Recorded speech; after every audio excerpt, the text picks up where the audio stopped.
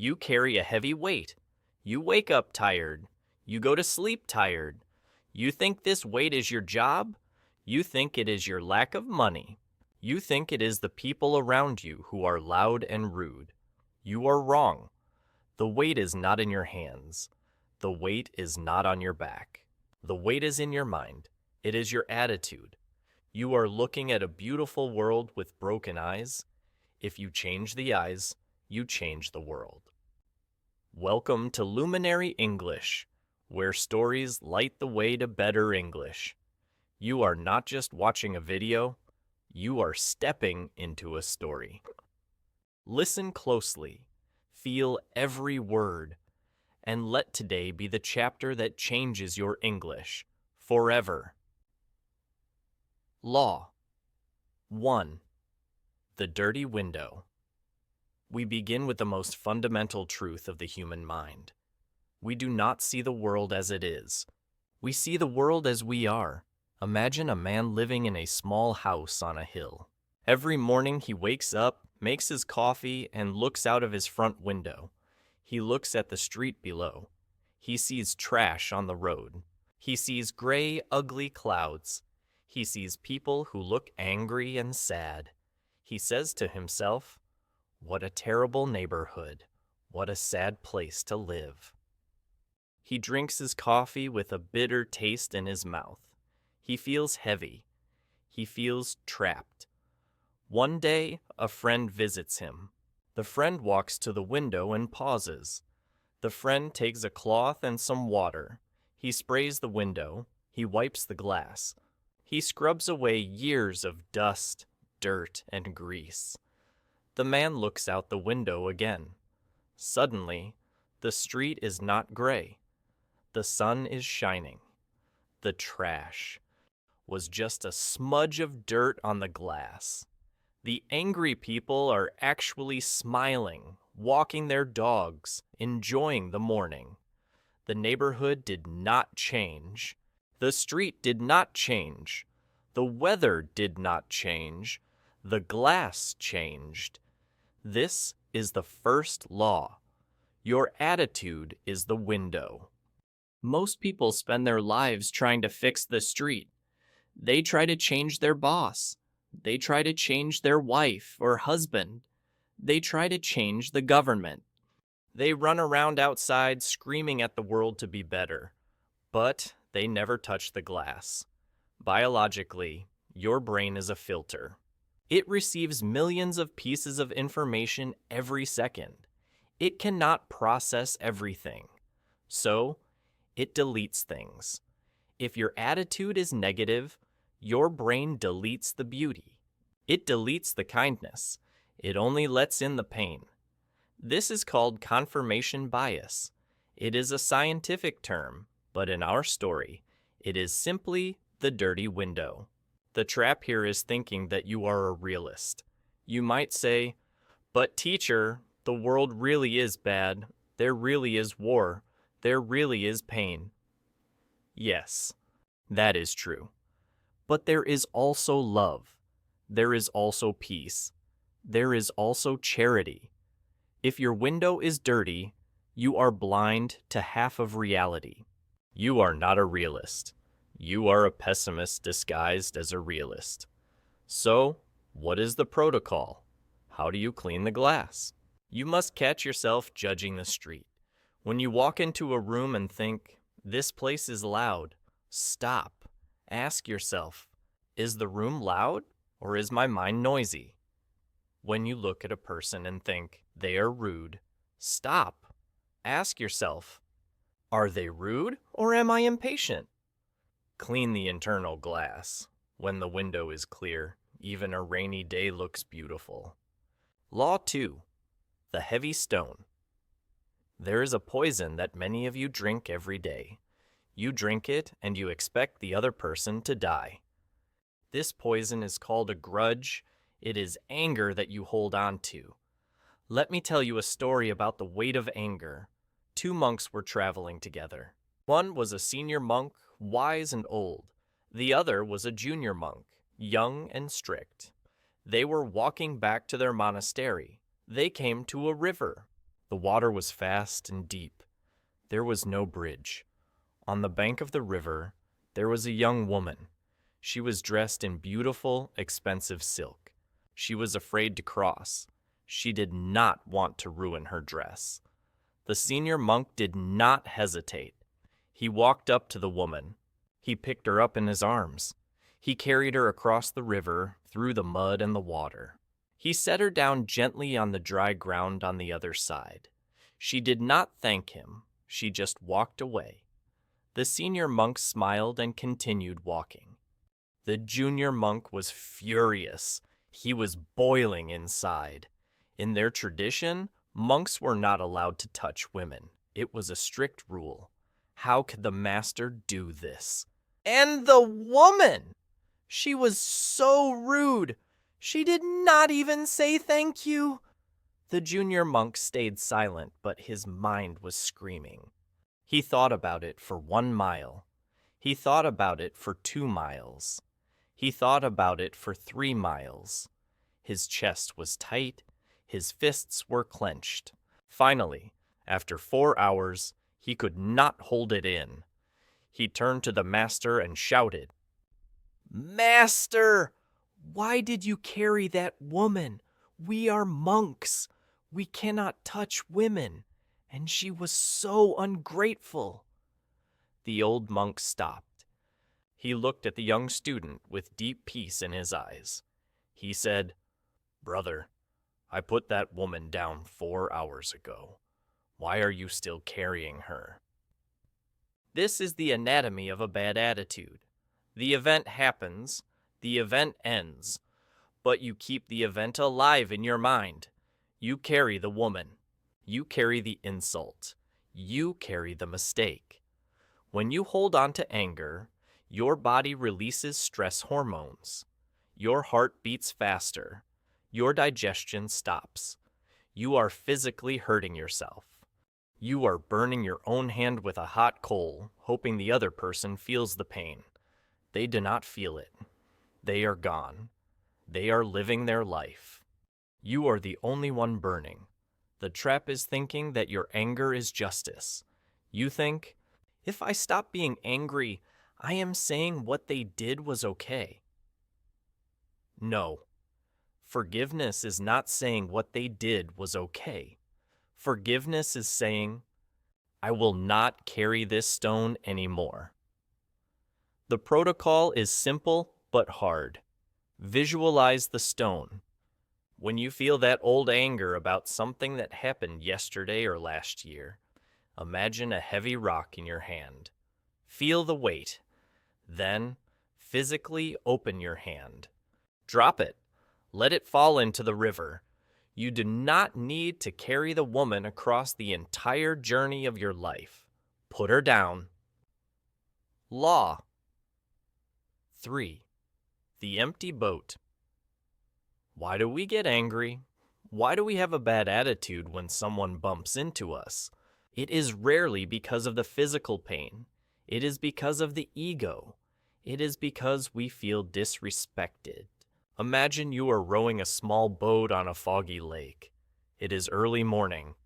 The mist is thick. You are happy. You are peaceful. Suddenly, out of the fog, another boat crashes into you. Bam! Your boat shakes. Water splashes on you. You are instantly furious. You stand up to scream at the careless person who hit you. You shout, "Watch where you're going, you idiot!" But then, you look into the other boat. It is empty. There is no one rowing. It was just drifting in the current. It was loose from the dock. What happens to your anger? It vanishes instantly. You cannot be angry at an empty boat. You cannot scream at wood. You simply sit back down, push the boat away, and continue rowing. But wait. The collision was the same. The water splashed on you the same. The boat shook the same. Why was there anger in the first scenario, but no anger in the second? Because in the first scenario, you thought there was a you and a them. You took it personally. You thought They hit me. In the second scenario, it was just an event. It was just nature. Here is the secret of the monk mind. Everyone is an empty boat. When your boss yells at you, he is not yelling at you. He is fighting a war inside his own head. He is driven by his own stress, his own fear, his own pressure. He is an empty boat drifting into storm. When a driver cuts you off in traffic, they are not attacking you. They are rushing because they are late or they are distracted. They are an empty boat. The trap is the ego. The ego wants to be the main character. The ego thinks everything is about itself. He looked at me wrong. She ignored me. They hate me. No, they are not thinking about you. They are thinking about themselves. The protocol for this law is to depersonalize the attack. When someone is rude to you, do not say, "How dare they?" Say, "Ah, an empty boat." See them as a force of nature like the wind or the rain. You don't get angry at the rain for making you wet. You just open your umbrella. Treat rude people like the rain. Do not argue with the rain. Just protect yourself and keep moving. Law 4. The Gardener. Your mind is a garden. This is not just a poetic idea. It is a biological reality. In your brain, there are billions of neurons. When you think a thought, a connection is made. If you think that thought again, the connection gets stronger. It is like walking through a field of tall grass. The first time you walk, the path is faint. If you walk the same path every day, it becomes a dirt road. If you walk it for 10 years, it becomes a highway. Most people are lazy gardeners. They let anything grow. They let the weeds of fear, the thorns of anger, and the vines of jealousy take over their garden. Then they look at their mind and say, "Why is my life so painful?" You cannot plant thorns and expect to harvest roses. If you wake up every morning and think, "I am tired, I hate my job, I am not good at English," you are watering the weeds. You are building a highway for negativity. Soon, it will become automatic. You will not even have to try to be sad. You will be sad by default because that is the path you built. The monk knows that he is the master gardener. He watches the gate of his mind. He stands guard. When a negative thought comes, for example, "I will never learn this language," the monk sees it as a weed seed. He holds it in his hand. He looks at it. He says, "No, I will not plant this." He throws it away. Instead, he deliberately plants a flower. He says, "I am struggling today, but I am getting stronger." That is a seed of hope. He waters it. He repeats it. The nuance here is important. This is not about toxic positivity. This is not about lying to yourself. If your leg is broken, you do not say, "My leg is great." That is delusion. If your leg is broken, you say, "My leg is broken and I will heal it." That is a flower. The protocol is to audit your thoughts. For 1 hour today, watch your mind. Watch every sentence you say to yourself.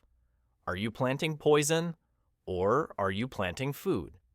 If you catch a weed, pull it out immediately. Replace it with a better thought. "I am stupid" becomes "I am learning." "This is impossible" becomes "This is difficult, but I can do it." Be a strict gardener. Your life grows from these seeds. Law 5. The Storm.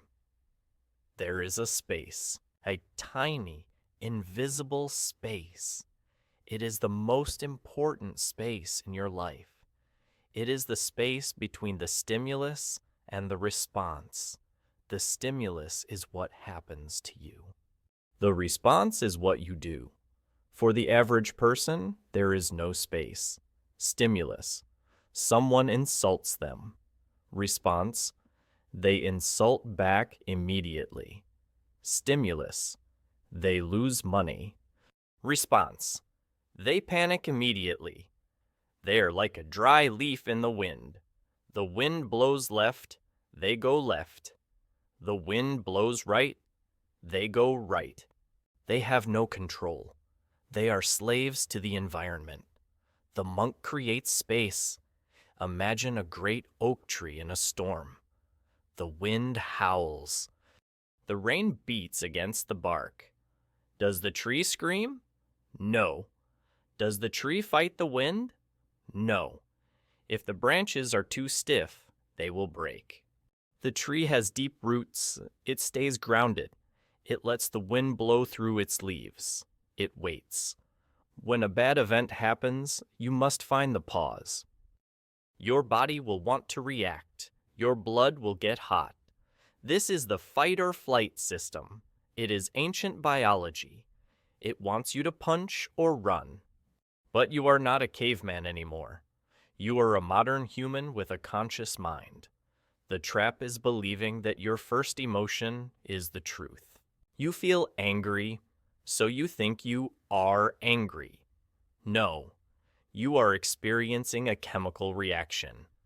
It will pass in 90 seconds if you do not feed it. The protocol is the 3-breath rule. When something bad happens, before you speak, before you send that angry text message, before you quit, take 3 deep breaths. 1. Inhale peace. Exhale chaos. 2. Inhale clarity. Exhale the ego. 3. Inhale the present. Exhale the past. In those 3 breaths, you create the space. In that space, you find your freedom. You choose to respond, not react. The reaction is weak. The response is powerful. Be the tree, not the leaf. Law. 6. The mirror. We are going to do an experiment. I want you to imagine a person. Let's call him the shadow friend. Imagine this shadow friend follows you everywhere you go. He stands behind you 24 hours a day. He whispers in your ear. When you drop a glass of water, he whispers, "You are so clumsy. You always ruin everything." When you look in the mirror, he whispers, "You look old. You look fat. No one finds you attractive." When you try to speak English and make a mistake, he whispers, "Shut up, you sound stupid. Everyone is laughing at you." If a real person did this to you, if a real person followed you around and said these things, what would you do? You would turn around and punch them. You would call the police. You would run away. You would never ever be friends with that person. You would recognize that they are abusive, toxic, and evil. And yet, this is how you speak to yourself. The shadow friend is you. This is the law of the mirror. The way you speak to yourself becomes your reality. If you live with a bully in your head, you will never have a good attitude. How can you be positive when you are being abused all day long by your own mind? The science of this is powerful. Your brain believes what you tell it. If you tell yourself you are weak, your brain stops looking for strength. If you tell yourself you are a victim, your brain looks for evidence that the world is hurting you. The trap is thinking that being hard on yourself makes you better. You think, if I criticize myself, I will work harder. This is false. Shame does not build muscles. Shame drains your energy. Encouragement builds muscles. The protocol is to become your own best friend. When you make a mistake, imagine what you would say to a beloved friend. If your friend dropped a glass, would you call them an idiot? No. You would say, "It is just a glass. Let's clean it up." Say that to yourself. Change the internal dialogue. Instead of I am failing, say I am growing. Instead of I am broken, say I am healing. Fire the bully. Hire a supporter. You have to live with yourself for the rest of your life. Make sure you are living with a friend. Law 7. The mountain. Most people think the mind controls the body. This is true, but the monk knows that the body also controls the mind. Think about a person who is depressed. What do they look like? Shoulders slumped forward, head down, eyes looking at the floor, shallow breathing, slow movement. Now, think about a person who is confident and happy. Shoulders back, chest open, head high, deep breathing, strong movement. Here is the secret. It is almost impossible to be depressed while standing like a champion, and it is almost impossible to be confident while standing like a victim. The body is the remote control for the mind. There is a feedback loop. When you feel sad, you slump. But if you slump, your brain receives a signal. Oh, we're slumping. We must be sad. Let's release more sadness chemicals. You get stuck in a loop. You can break the loop with your body. This is the law of the mountain. You must take the shape of strength before you feel the strength. The trap is waiting until you feel like it. You wake up tired, so you move like a tired person. Then you stay tired. Do not wait for the feeling. The feeling follows the action.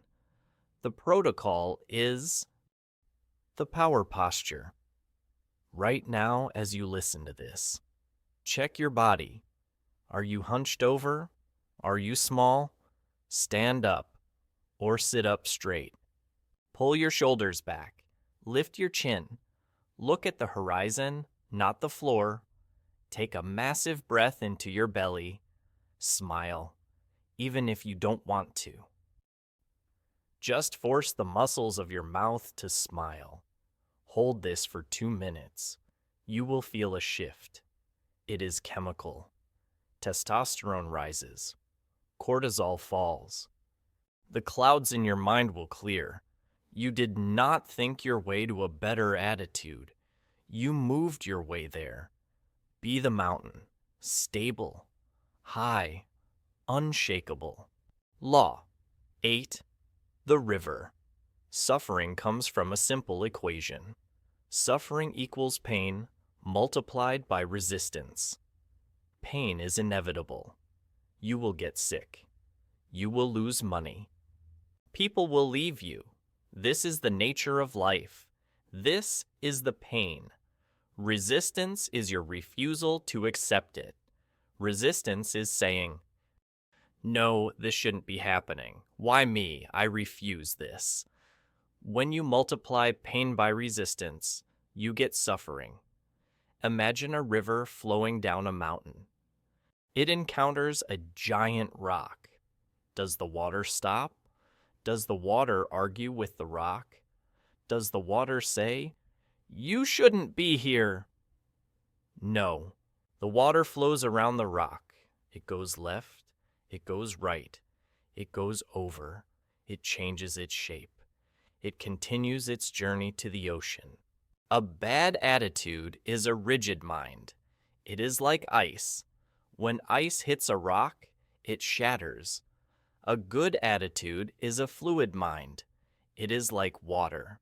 When water hits a rock, it adapts. The law of the river is the law of adaptability. The world changes constantly. If you try to keep things exactly the same, you will be miserable. The trap is the word should. He should be nicer. The traffic should be faster. My life should be easier. Should is the most useless word in the universe. Should is arguing with reality. Reality always wins. If you argue with reality, you lose 100% of the time. The protocol is radical acceptance. When something goes wrong, don't say no. Say yes. This does not mean you like it. It means you acknowledge it. I lost my job. Yes, that is real. Now, what is the next step? And for ak. It is raining on my wedding day. Yes, that is real. Now, let us dance in the rain. Do not block the flow. Be the water. Find the path around the rock. The ocean is waiting for you. Law 9. The Two Wolves. There is an old story. Perhaps you have heard it, but you have never truly lived it. It is the story of the two wolves. An old grandfather is teaching his grandson about life. He says, "My son, there is a terrible fight going on inside me. It is a fight between two wolves. One wolf is evil. He is anger, envy, sorrow, regret, greed, arrogance, self-pity, guilt, resentment, inferiority, lies, false pride, superiority, and ego. The other wolf is good.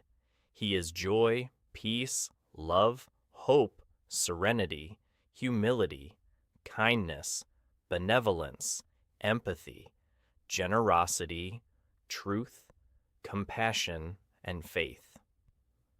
The grandson thinks about it for a minute and then asks his grandfather, "Which wolf will win?" The old grandfather simply replies, "The one you feed." This is the law of choice. Every single day, you have a bucket of food. That food is your attention. That food is your time. That food is your energy. You can only feed one wolf.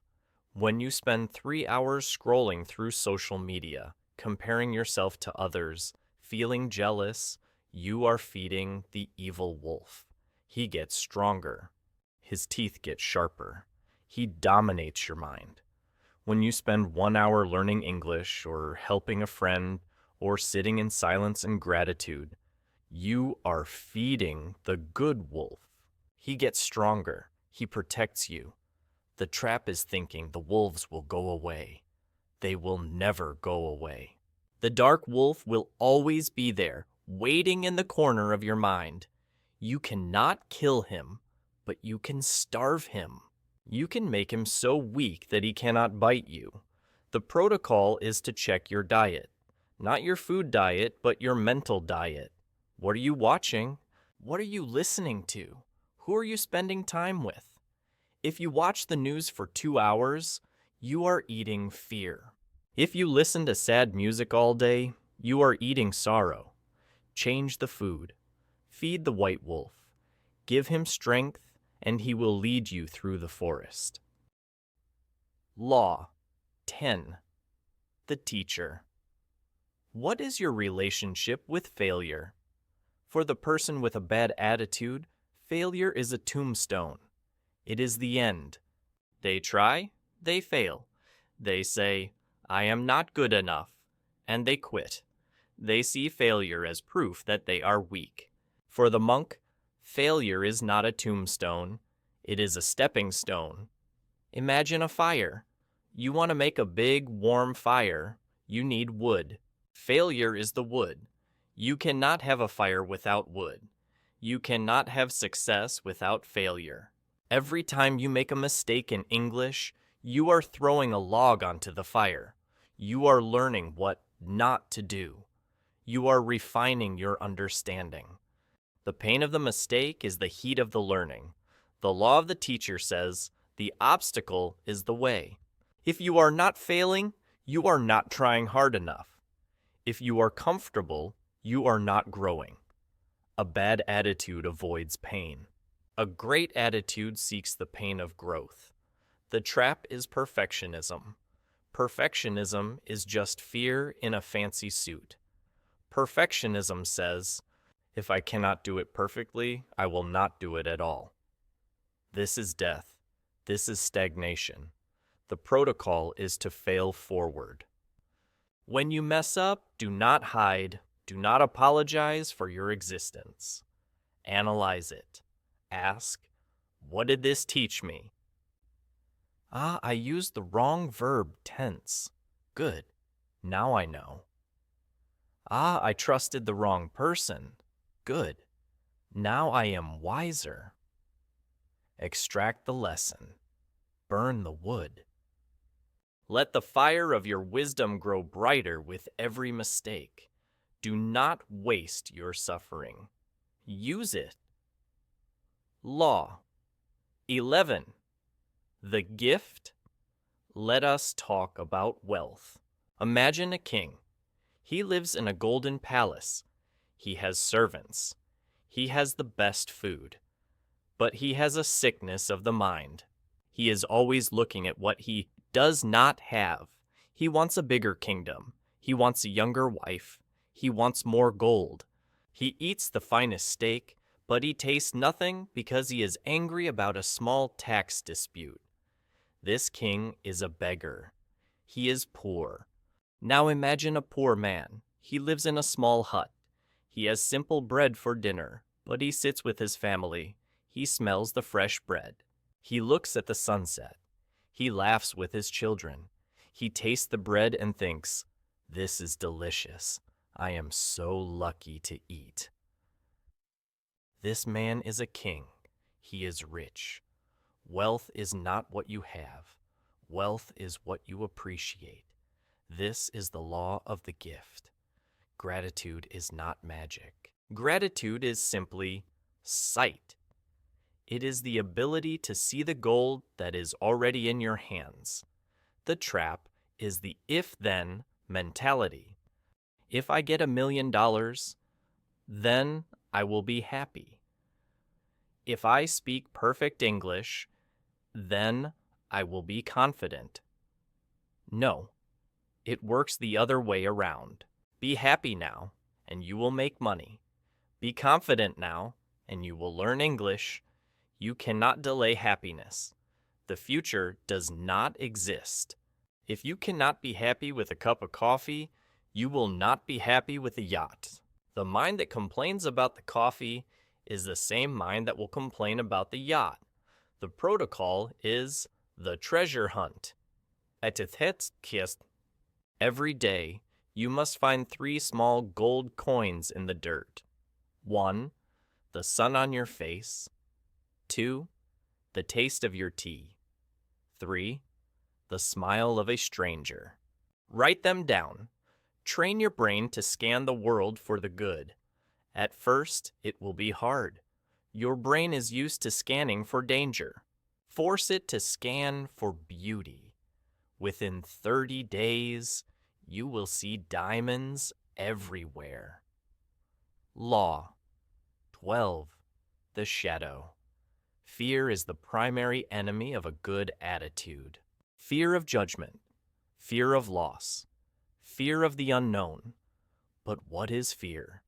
Imagine you are walking down a dark alley. You see a giant monster on the wall.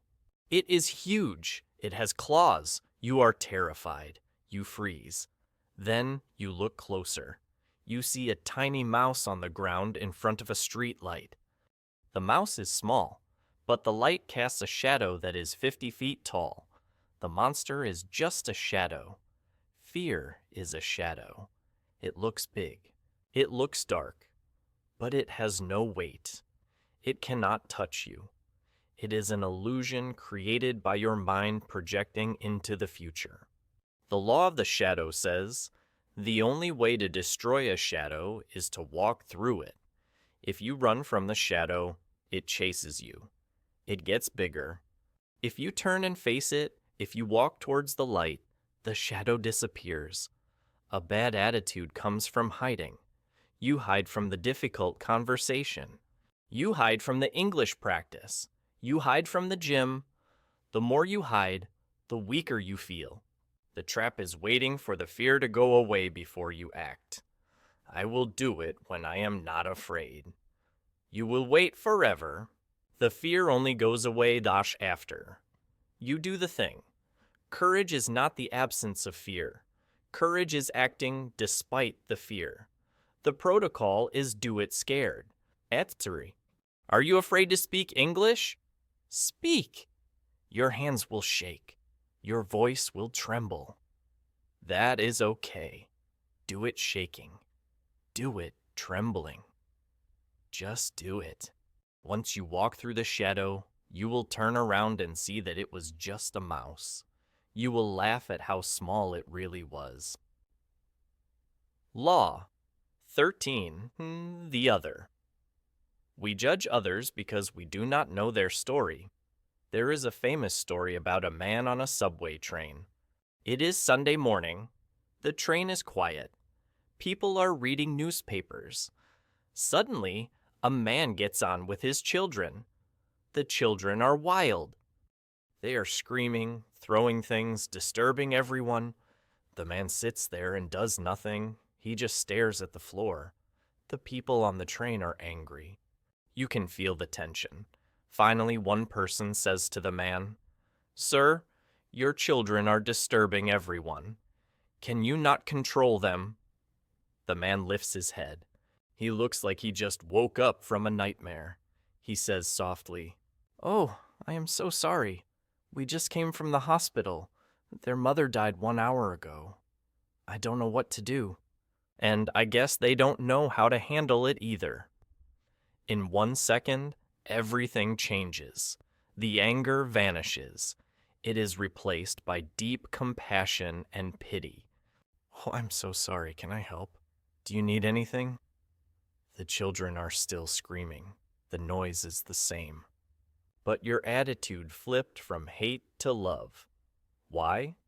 Because you saw the truth. You saw the pain behind the behavior. This is the law of the other.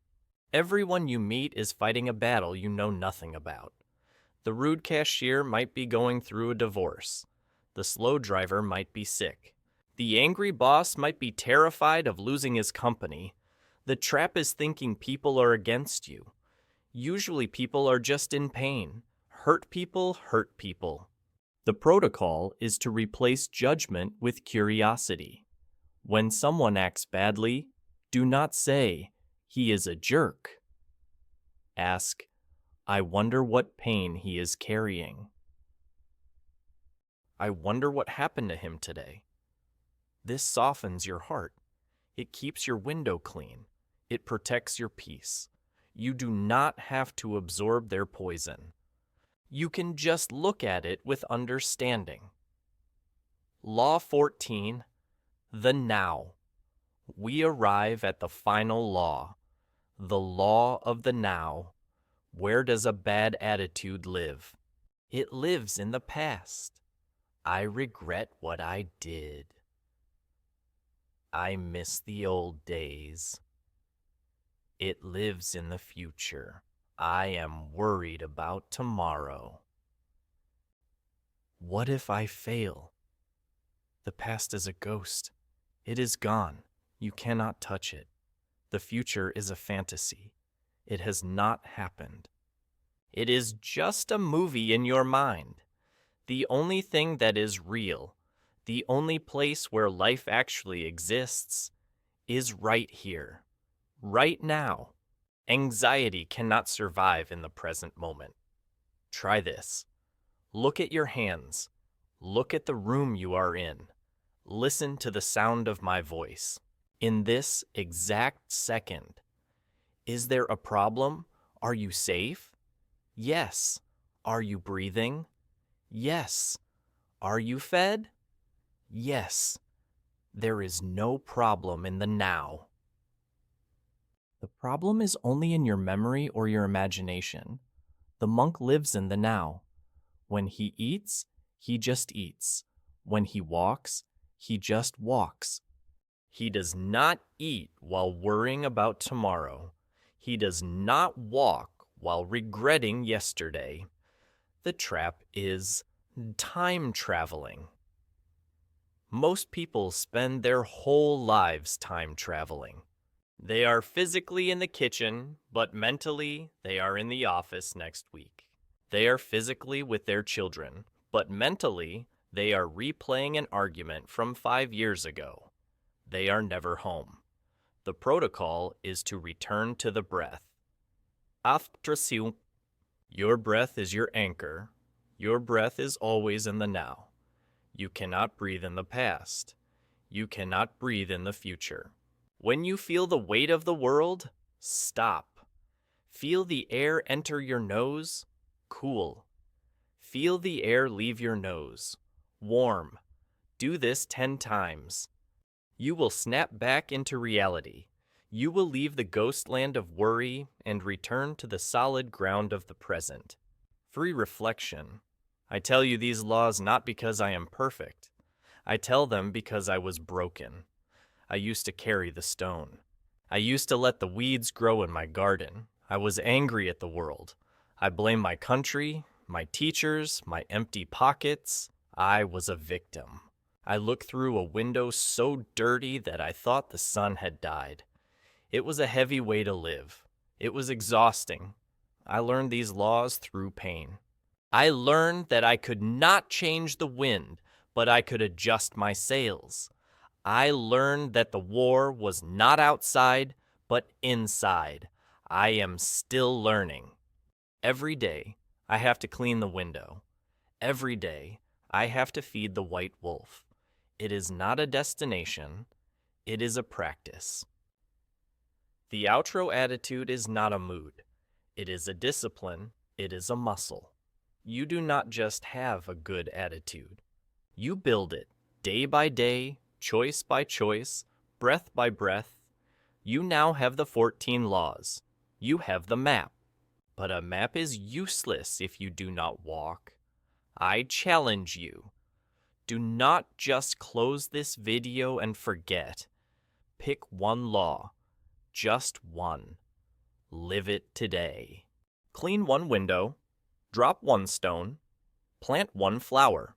If you want to walk this path with us, if you want to master not just the English language, but the language of life, subscribe to Luminary English. Like this video. Leave a comment telling me, which wolf will you feed today? The world is dark, but you are the light. Shine